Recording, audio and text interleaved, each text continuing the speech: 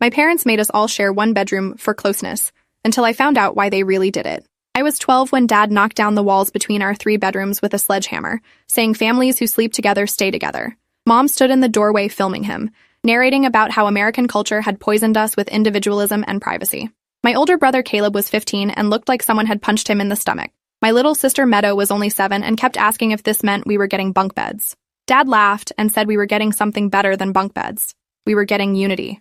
The sledgehammer came down again and drywall exploded into white powder that covered everything. Mom posted the video to her wellness blog that night with the caption, "Radical family healing begins with radical vulnerability." The comments section filled up with heart emojis and people saying they wished they were brave enough to do this. Nobody questioned why a licensed therapist and a software engineer decided their children needed to sleep in one giant room with no doors and no privacy.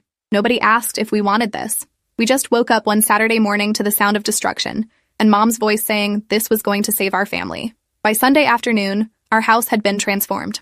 3 bedrooms became one massive space with our beds arranged in a circle like wagon train settlers preparing for attack. Dad installed industrial shelving units where the walls used to be, saying we'd share everything now because private possessions bred secrecy and distance.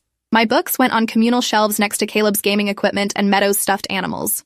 Mom gathered all our clothes into shared bins organized by type rather than person. She explained that in many cultures, families shared everything, and those cultures had stronger bonds than ours. I watched Caleb's jaw clench as she folded his favorite band t-shirt into a bin labeled casual tops that Meadow could theoretically wear too. The first night in our new configuration, I lay in bed staring at the ceiling that now stretched endlessly above all 4 of us. Caleb was reading with a flashlight, trying to create some bubble of privacy through literature. Meadow talked nonstop about her day, until Mom gently reminded her that nighttime was for rest and reflection. Dad announced he'd be checking on us throughout the night to ensure we were building healthy sleep patterns together. I didn't understand what that meant until 2 a.m., when I woke to find him sitting in a chair between our beds, just watching us sleep. When I asked what he was doing, he said he was bearing witness to our family's healing. He stayed there until dawn. I couldn't fall back asleep with his eyes moving from bed to bed, lingering on each of us like he was memorizing something. In the morning, he looked energized while I felt hollowed out from exhaustion. Mom's blog exploded after she posted about our sleeping arrangement. Parenting magazines requested interviews about her revolutionary approach to family cohesion. She appeared on a local morning show explaining how Western society's obsession with privacy was destroying the nuclear family. The host asked about boundaries and personal space, and Mom laughed like the question was adorable and naive. She said boundaries were just walls we built to keep love out, and our family was tearing those walls down literally and figuratively. The segment ended with the host looking uncomfortable, but thanking Mom for her bold perspective. Dad recorded the entire thing and played it back for us that evening in our bedroom, pausing to point out moments where Mom had perfectly articulated their philosophy. He seemed proud in a way that made my stomach hurt. Meadow clapped because she didn't understand what was happening. Dad started working from home more, setting up his laptop in our shared bedroom so he could be present during our family togetherness. He'd take video calls with clients while we did homework, occasionally panning the camera to show our unified space. He told his colleagues we were participating in an experiment about collaborative living. Some of them seemed impressed. Others made awkward comments about privacy that Dad deflected with statistics about families in other cultures who slept in single rooms. I noticed he never mentioned that those families usually had separate spaces for older children, or that their cultural context was completely different from ours. Caleb pointed this out once, and Dad accused him of using intellectualism as a defense mechanism against emotional growth. Mom nodded approvingly and wrote something in the journal she'd started keeping about our family's transformation. Caleb started changing clothes in the bathroom, the only room with a door that's still locked. Mom noticed immediately and called a family meeting in our bedroom circle. She sat on the floor between our beds and asked Caleb why he was retreating into shame and secrecy. He said he just wanted privacy while changing, which seemed reasonable to me. Mom said privacy while changing implied there was something shameful about our bodies, and shame was poison that destroyed families from the inside out. She suggested we start changing clothes together in our bedroom, to normalize our natural forms and eliminate toxic modesty. Caleb's face went white. Dad supported the idea enthusiastically, saying he and Mom would participate too to model healthy comfort with vulnerability. I watched my 15-year-old brother calculate whether this argument was worth having. He changed in the bathroom anyway. Mom documented his resistance to healing in her journal. The night checks became routine. Dad would wake us around 2 a.m., sitting in his chair with a small lamp, watching. Sometimes he'd write in a notebook. Sometimes he'd just stare. When I asked Mom about it the next morning, she explained that Dad was practicing mindful presence and teaching us that love meant constant attention. She said children in our culture were neglected because parents gave them too much space, too much privacy, too much room to develop problems in isolation. By maintaining presence, Dad was preventing the kind of secrecy that led to teenage rebellion, drug use, and suicide. She said this like it was obvious, Like we should be grateful Meadow seemed to accept it easily, because 7-year-olds adapt to anything adults normalize. Caleb started sleeping with his back to Dad's chair. I just stopped sleeping well. My grades dropped within a month because I couldn't focus through the exhaustion. My English teacher, Mrs. Kozlov, noticed I was falling asleep in class. She kept me after school one day and asked if everything was okay at home. I wanted to tell her about the bedroom, about Dad watching us sleep, about how I couldn't remember the last time I'd been alone with my own thoughts. But Mom's voice was in my head saying that discussing family matters with outsiders was a betrayal of our intimate circle. She'd said this explicitly during one of our evening sessions where we sat in our bedroom and shared feelings. Anyone who couldn't understand our family's journey toward radical closeness wasn't someone we needed in our lives. Mrs. Kozlov waited for my answer with kind eyes, and I told her I was fine, just staying up too late reading. She didn't look convinced, but let me go. I walked home knowing I'd missed an opportunity, but I didn't know how to explain something that sounded insane when you said it out loud. Mom started a podcast called The Intimate Family, where she interviewed other parents who'd adopted unconventional approaches to child rearing. One episode featured a family who'd removed all bathroom doors. Another showcased parents who read their teenagers' diaries as collaborative journaling. The common thread was eliminating privacy in service of closeness, and Mom positioned herself as a thought leader in this movement. Her follower count grew. Companies sent free products hoping she'd promote them to her audience of parents, eager to revolutionize their family dynamics. Dad appeared on episodes talking about how our sleeping arrangement had deepened his connection with his children. He described watching us sleep as a spiritual practice. Thousands of people listened and thought this was beautiful. None of them asked us how we felt about being observed in our most vulnerable state every single night. The house stopped feeling like a home and started feeling like a stage. Mom installed additional cameras in our shared bedroom, explaining they were for content creation, but also for safety. She could check on us from work now, make sure we were maintaining the family unity even when she wasn't physically present.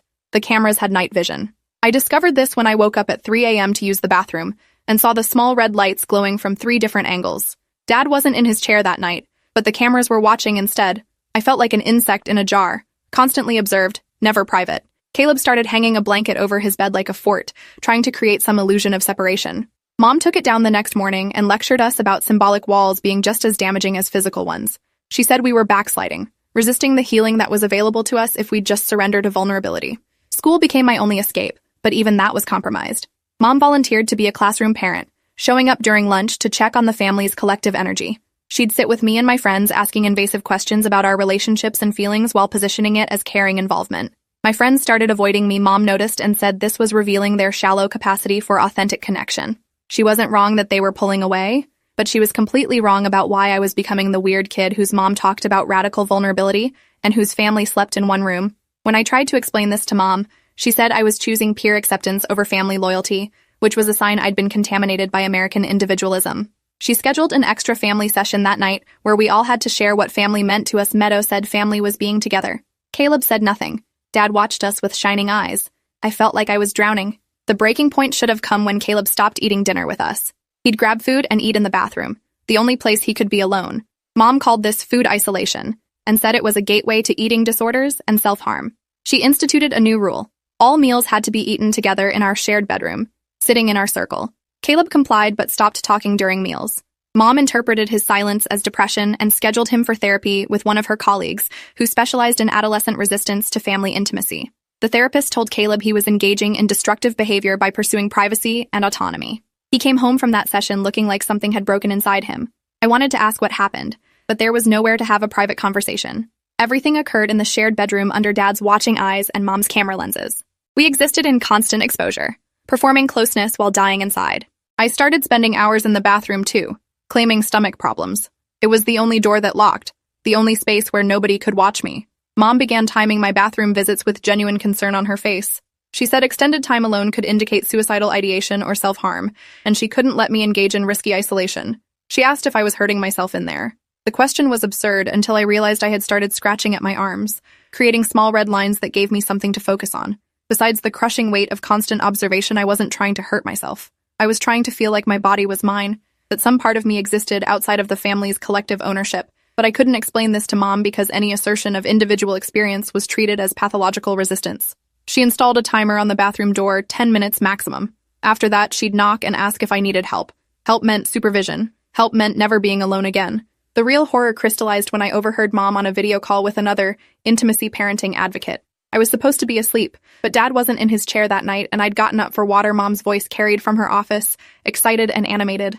She was explaining how our family's sleeping arrangement had broken down the walls of adolescent rebellion and created access to our children's inner lives that most parents never achieve. The other person asked about pushback from the children, and Mom laughed. She said the initial resistance was expected, but manageable through consistent reframing and limiting external influences. She said removing privacy wasn't about control. It was about creating conditions where secrecy became impossible. Without secrecy, children couldn't develop the hidden selves that led to teenage deception, substance abuse, and suicide. She said our family was becoming a model for others. I stood in the dark hallway and understood for the first time that this wasn't about closeness. This was about control disguised as connection, surveillance disguised as love. I went back to bed and stared at the ceiling, listening to Caleb's breathing and Meadow's small snores. Dad's chair sat empty but present, a throne of observation waiting for its occupant. The cameras blinked their red lights. The circle of beds felt less like family unity and more like a prison designed to look like intimacy. I thought about Mom's words, creating conditions where secrecy became impossible. That's what this was. Not bringing us closer together, but eliminating our ability to exist as individuals with internal lives separate from the family collective. Every private thought had to become shared property. Every feeling had to be processed in the bedroom circle. Every moment had to be witnessed and documented and analyzed for signs of resistance to healing. I was 12 years old, and I didn't have words for what was being done to us. But I knew it was wrong. The wrongness lived in my bones, in the exhaustion that never lifted, in the way Caleb had stopped making eye contact with any of us. The next morning, I tried a different approach with Mrs. Kozloff. Instead of saying everything was fine, I asked if it was normal for families to share one bedroom. She paused in her grading and looked at me carefully. She asked how many people, and I said 4. 2 adults and 3 children. She asked if everyone was comfortable with the arrangement, and I didn't know how to answer because comfort wasn't a concept that existed in our house anymore. We had unity and closeness and vulnerability, but not comfort. She must have seen something in my face because she asked permission to speak with the school counselor about resources for my family. I panicked and said no, everything was fine. My parents were just trying something different. Mrs. Kozloff didn't push, but she looked worried in a way that made me feel both hopeful and terrified. If she reported something, would it help or would it make everything worse? Mom had told us repeatedly that the outside world wouldn't understand our family's healing journey, that conventional people would try to impose their limited thinking on our expanded consciousness. That afternoon, the school counselor called me to her office anyway. Ms. Reeves was young and earnest, and she asked directly if I felt safe at home. The question hung in the air between us. I felt safe from physical harm. Dad had never hit us. Mom had never been violent. But did I feel safe? No, I felt watched and controlled and like I was disappearing into the family collective, losing myself piece by piece. But how do you explain that you're being harmed by too much attention, too much closeness, too much love? It sounded ridiculous. I told Ms. Reeves I felt safe. She asked about the shared bedroom, and my heart stopped because someone had definitely told her I said it was my parents' choice and we were adjusting fine. She explained gently that children deserved privacy and personal space, that sharing a room wasn't inherently harmful, but eliminating all privacy could be. She gave me her card and said I could talk to her anytime. I took the card and never called. I was too afraid of what would happen if I betrayed the family circle. Mom found out about the counselor meeting because the school sent a courtesy notification to parents. She was furious in that calm, therapeutic way she'd perfected. That evening's family session lasted 3 hours. We sat in our bedroom circle while Mom facilitated a discussion about loyalty and betrayal. She said outside institutions didn't understand our family's journey and would try to sabotage our progress with conventional thinking. She said Mrs. Kozloff and Ms. Reeves were projecting their own family wounds onto us, seeing pathology where there was actually pioneering intimacy work. Dad agreed passionately, explaining how the education system was designed to separate children from families, to create loyalty to peers and teachers instead of parents. He said we needed to be more careful about what we shared with outsiders who lacked the consciousness to understand our path. Meadow nodded seriously, parroting their language. Caleb stared at the floor. I promised to be more careful, knowing I'd just lost my only potential lifeline. The cameras blinked their red lights, recording our recommitment to family unity. Things escalated after that. Mom and Dad implemented new protocols to strengthen our isolation from corrupting external influences. Caleb wasn't allowed to have friends over anymore because visitors disrupted our family's energetic field. I couldn't attend sleepovers because sleeping outside the family circle would undermine the neural patterns we were building through shared rest. Meadow was pulled from her soccer team because extracurricular activities were creating divided loyalties. We existed in an increasingly tight circle. Home, school, home again. The shared bedroom became our entire world. Dad's night checks became more frequent. Sometimes he'd wake us to process feelings he sensed we were suppressing. Mom would join these midnight sessions, both of them sitting in chairs while we sat up in our beds, half asleep, trying to articulate vulnerabilities we didn't feel. It was exhausting in a way that went beyond physical tiredness. It was the exhaustion of having no interior life, no private self, no moment unobserved. Mom's blog posts became more extreme as her follower count grew. She wrote about breaking through children's defensive barriers, and excavating authentic selfhood beneath socialized privacy responses. Other parents commented asking for advice on implementing similar systems. Mom started offering online courses on intimate family restructuring. She charged $500 for a 4-week program teaching parents how to eliminate privacy in service of deeper connection. Dozens of families enrolled. Dad quit his software job to help manage Mom's growing wellness empire built on the destruction of children's boundaries. They filmed content in our bedroom constantly. We became unwilling actors in their production of family healing. Caleb stopped resisting and became compliant in a dead-eyed way that scared me more than his earlier anger. Meadow thought everything was normal because she'd been young enough when this started to not remember how families usually worked. I felt myself splitting in two, the self that performed closeness for my parents and the self that screamed silently inside the performance. The night Caleb tried to run away, I was awake when he quietly gathered clothes into a backpack. It was 4 a.m. Dad wasn't in his chair, but the cameras were watching with their red lights. I whispered, asking where he was going, and Caleb said, "Anywhere else." I wanted to go with him, but Meadow was asleep and I couldn't leave her alone in this. Caleb understood. He touched my hand once and slipped out through the bedroom's single entrance. I lay awake listening for the front door. For any sound of escape, instead, I heard Dad's voice, calm and therapeutic, asking Caleb where he thought he was going. I heard Mom join them. Their voices rose and fell in the living room, processing Caleb's crisis of connection and flight response to intimacy. Caleb came back to the bedroom an hour later and got into his bed without speaking. His backpack was gone. In the morning, Mom called his therapist for an emergency session. They decided Caleb needed more intensive support, which meant Dad would now sleep in the bedroom with us rather than just visiting. A fourth bed appeared. Our circle became tighter. There was no escape. Dad's constant presence changed everything. The night checks had been invasive, but at least they ended. Now he was always there, watching us sleep, waking us to discuss dreams, processing every sigh and shift as meaningful communication. He'd wake me at 3 a.m. to ask what I was feeling. Half asleep, I'd say, tired. And he'd spend 30 minutes helping me understand that tiredness was often masking deeper emotions. I was afraid to acknowledge Mom installed more cameras, angled to capture our faces from multiple perspectives. She explained this was for pattern recognition. To identify microexpressions that indicated suppressed trauma, I asked what trauma she was looking for, and she said all children had trauma from living in a privacy-obsessed culture, and our family was healing that original wound through radical transparency. The logic was circular and inescapable. Any resistance proved we were traumatized. Any compliance proved the healing was working. There was no way to win. My 13th birthday came without celebration. Mom said birthday parties reinforced individualism and specialness hierarchies that were toxic to family cohesion. Instead, we had a family integration ceremony, where we all wore matching white shirts and sat in our bedroom circle sharing appreciation for each other's existence. Dad gave a speech about how my entry into adolescence would be different from other children's, because I wouldn't disappear into peer culture, and secret keeping I'd remain embedded in family consciousness, supported through every change. Mom filmed everything. Meadow made me a card. Caleb gave me a look that said he understood how trapped I felt. That look was the only real gift I received. That night, Dad woke me at midnight and said we needed to process my transition into young adulthood. He sat on the edge of my bed and talked for an hour about bodies and changes and the importance of sharing these experiences with family rather than hiding them in shame. Every word made my skin crawl. When he finally returned to his own bed, I lay rigid, understanding with absolute clarity that something was deeply wrong with what was happening in this room. I started documenting everything in a notebook I kept in my school locker, the only space my parents couldn't access. I wrote about the cameras, the night wakings, the constant observation, the way Caleb had stopped being a person and become a compliant shell. I wrote about Dad sleeping in our room and his midnight conversations about my changing body.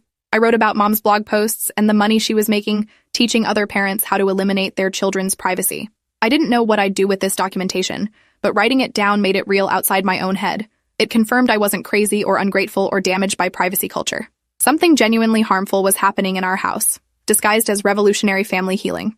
Mrs. Kozloff noticed me writing and asked what I was working on. I said it was a journal for English class. She said journaling was good for processing difficult experiences. The way she emphasized difficult made me think she knew more than she was saying. The situation broke open in the most unexpected way. Mom's podcast was featured in a mainstream parenting magazine article about extreme intimacy parenting. The article was mostly positive, presenting Mom as a controversial but interesting voice in modern parenting discourse. But it included quotes from child psychologists warning that eliminating all privacy could be psychologically harmful, especially for adolescents developing identity separate from their parents. One psychologist explicitly said that constant observation and forced transparency could constitute emotional abuse. Mom was thrilled by the controversy because it drove traffic to her blog. She didn't seem to notice or care that professionals were calling her methods abusive. Dad framed it as conventional thinking, being threatened by our revolutionary approach. They doubled down, announcing on the podcast that they'd be sharing even more of our family journey to normalize what they called post-privacy parenting. That episode included audio of one of our midnight processing sessions, with our sleepy voices responding to Dad's questions. They'd recorded us without mentioning it would be broadcast to thousands of people. That episode reached someone it shouldn't have. Mom's older sister, Aunt Diane, who we rarely saw because Mom said she was stuck in toxic independence mindsets. Aunt Diane listened to her 12-year-old niece's exhausted voice answering questions at 3 a.m. about feelings and body changes, broadcast for entertainment and education. She called Mom immediately. I was in our shared bedroom doing homework when Mom took the call in the adjacent living room. Her voice started calm and therapeutic, explaining the family's journey, but Aunt Diane wasn't buying it. I heard her voice through the phone, loud enough to carry, "You're abusing those children and calling it healing." Mom's response was cold. She said Diane's judgment came from her own unresolved family trauma and fear of authentic intimacy. Aunt Diane said she was calling Child Protective Services. Mom laughed and said CPS would find a loving family engaged in alternative parenting, which wasn't illegal. She hung up, still smiling. Certain in her righteousness that night, she told us Aunt Diane might try to interfere with our healing journey, but we should trust that the family circle was wiser than external judgment. Aunt Diane did call CPS. A caseworker named Leslie Whitmore came to our house 3 days later. Mom was prepared, gracious, welcoming. She gave a tour of our shared bedroom. Explaining the philosophy behind our choice, Leslie saw the 4 beds in a circle, the cameras, the shared storage bins. She asked to speak with each of us individually. Mom said we were practicing radical transparency, so individual conversations would violate our family principles, but Leslie insisted it was protocol. Mom agreed with visible reluctance. Leslie talked to Caleb first, in the living room with the door closed. He was in there for 20 minutes. Then me. Leslie asked direct questions. Did I feel safe? Could I have privacy when I needed it? Did anyone touch me inappropriately? I answered carefully, aware that Mom would interrogate me about this conversation later.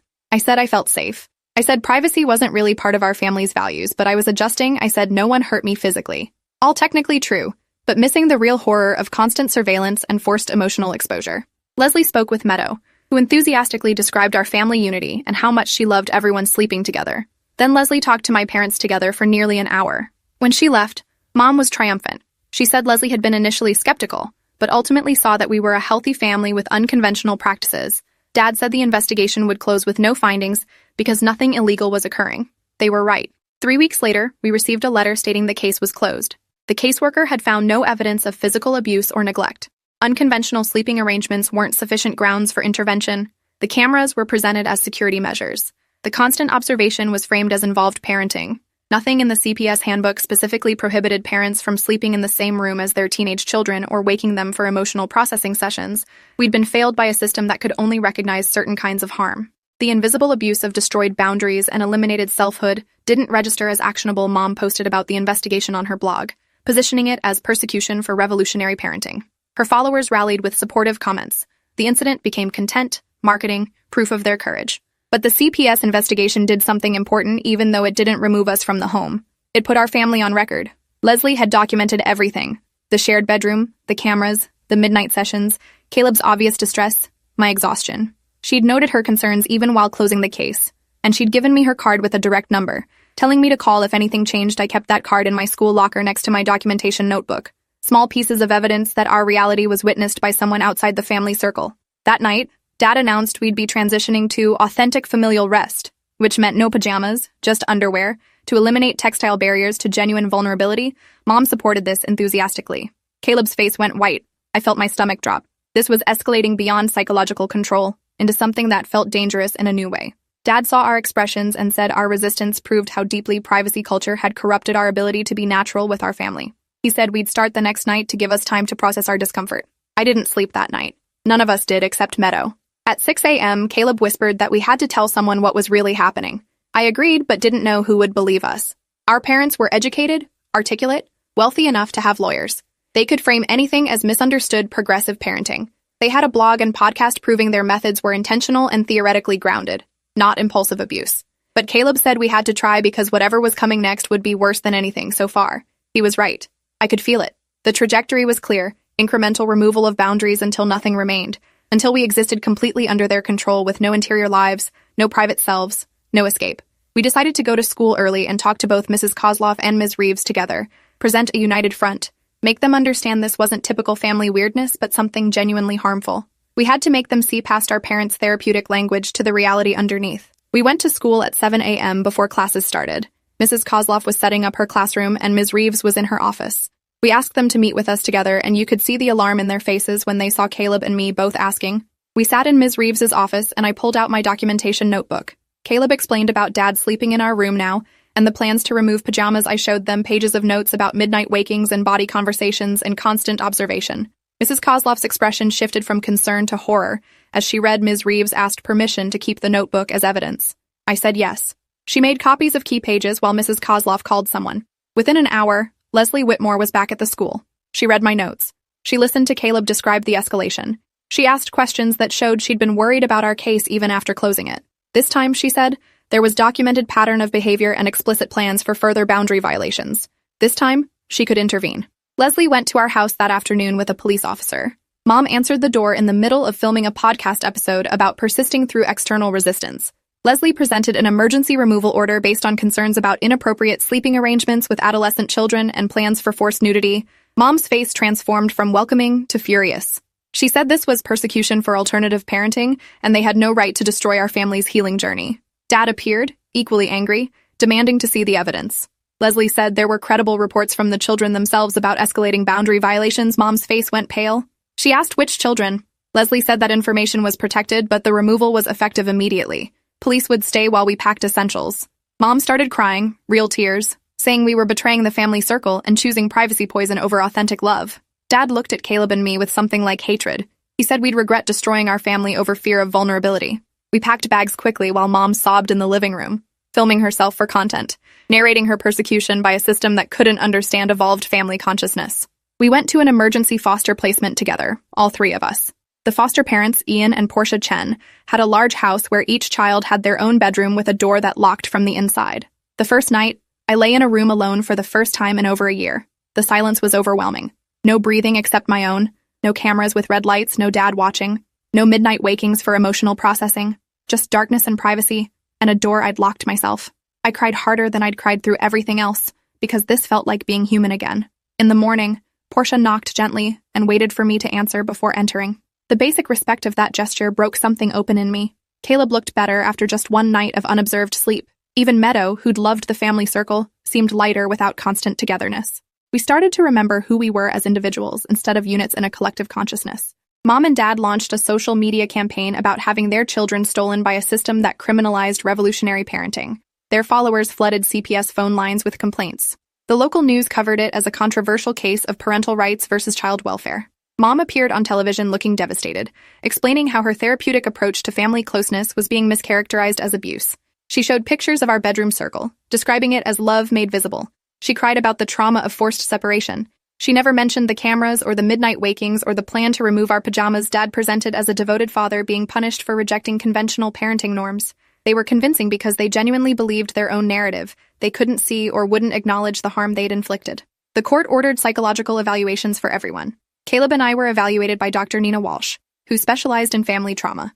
Over several sessions, we described what life had been like in the shared bedroom. The constant observation, the eliminated privacy, the forced emotional exposure, the escalating physical boundary violations. Dr. Walsh documented everything in her report to the court. She diagnosed us both with symptoms of complex psychological abuse resulting from systematic elimination of personal boundaries and autonomy. She noted that our parents' methods, while framed in therapeutic language, constituted emotional abuse and created conditions for potential sexual abuse through inappropriate sleeping arrangements and body-focused conversations. Her report was damning but clinical, translating our lived experience into professional terminology that courts could understand.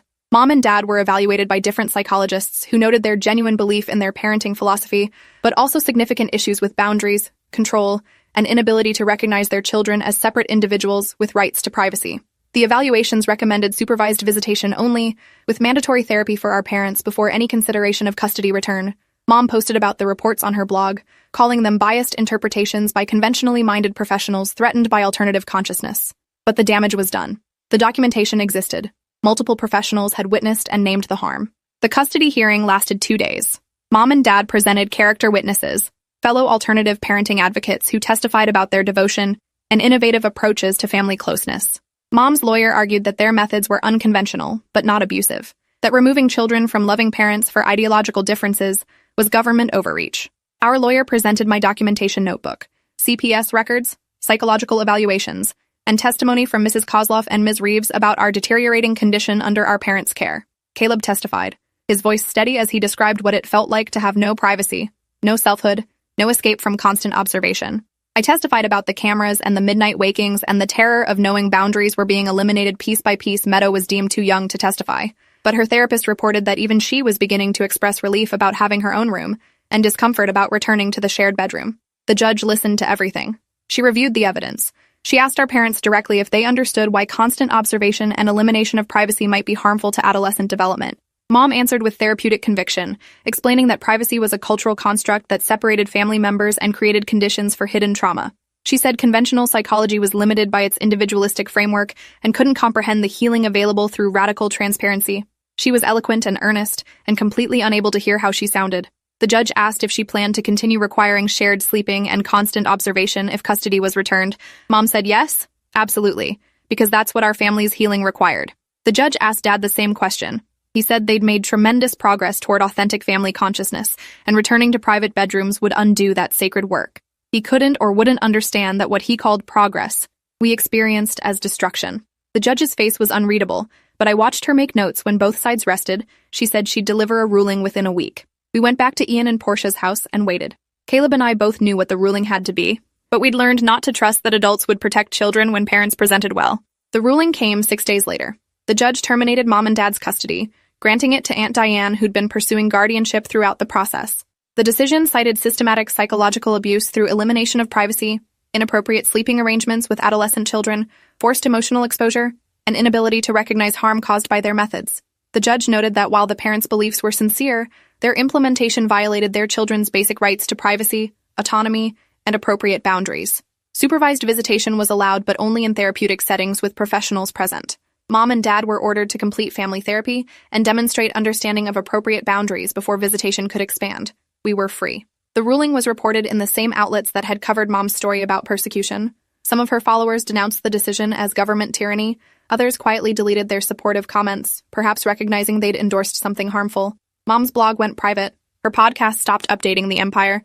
Built on our destroyed boundaries collapsed once the harm was legally named and documented. Moving in with Aunt Diane felt surreal. She lived 3 hours away in a normal house with normal rules. Bedrooms with doors, privacy during changing, no cameras, no midnight emotional excavations. She was gentle with our adjustment, understanding we'd been trained to see privacy as betrayal and boundaries as barriers to love. She got us into therapy with specialists who understood cultic family dynamics and psychological abuse disguised as wellness practices. Slowly, we learned to exist as individuals again. Caleb's dead-eyed compliance faded, replaced by genuine personality. Meadow started expressing preferences and opinions instead of parroting family unity rhetoric. I relearned how to be alone with my thoughts without fear of surveillance or forced sharing. We healed in increments, discovering who we were without constant observation. Mom and Dad attended their mandated therapy, but their social media suggested they still viewed themselves as victims of a system that couldn't comprehend evolved consciousness. They never apologized. They never acknowledged harm. They couldn't see past their own narrative of revolutionary love to recognize they'd traumatized their children in service of control disguised as closeness. Supervised visits happened monthly in a therapist's office.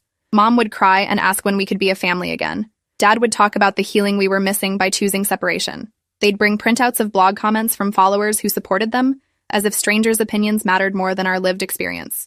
Meadow eventually stopped wanting to attend visits. Caleb went sporadically out of some complex sense of obligation. I went because Aunt Diane said it might help me process, but mostly I watched my parents perform their victimhood and felt nothing but relief that I'd never have to sleep in that circular arrangement again. The therapist noted their lack of progress toward understanding appropriate boundaries. After 2 years, the judge ruled that custody would remain permanently with Aunt Diane Mom, and Dad could continue supervised visits if we wanted them, but forced contact would end when we turned 18. They posted about this ruling as their final martyrdom, parents destroyed for loving too much. Their remaining followers shared and commented about family courts being weapons against alternative parenting. None of them asked us what it had been like to live under constant surveillance, to have no interior life, to be told that wanting privacy meant we were poisoned by culture and resisting love. I'm 18 now. Caleb is 21 and in college studying psychology, planning to specialize in family systems abuse. Meadow is 13 and thriving with her own room and normal teenage privacy. We're healing but scarred, understanding viscerally that love without boundaries isn't love at all. It's control. It's consumption. It's the elimination of selfhood disguised as connection. Mom still blogs occasionally about her persecuted journey and the children stolen by a system afraid of authentic family consciousness. I don't read it anymore. I'm too busy learning to trust my own interior experience. to believe that privacy isn't poison but protection, that boundaries aren't barriers but the foundation of genuine relationship. The cameras are gone. The midnight wakings are over. The forced emotional excavations ended. I have a door that locks and thoughts that remain private and a self that exists, independent of family observation. That's not individualistic poison. That's being human. And I'm finally, slowly, learning what that means. Thanks for watching till the end. Make sure to subscribe and like to not miss the next story.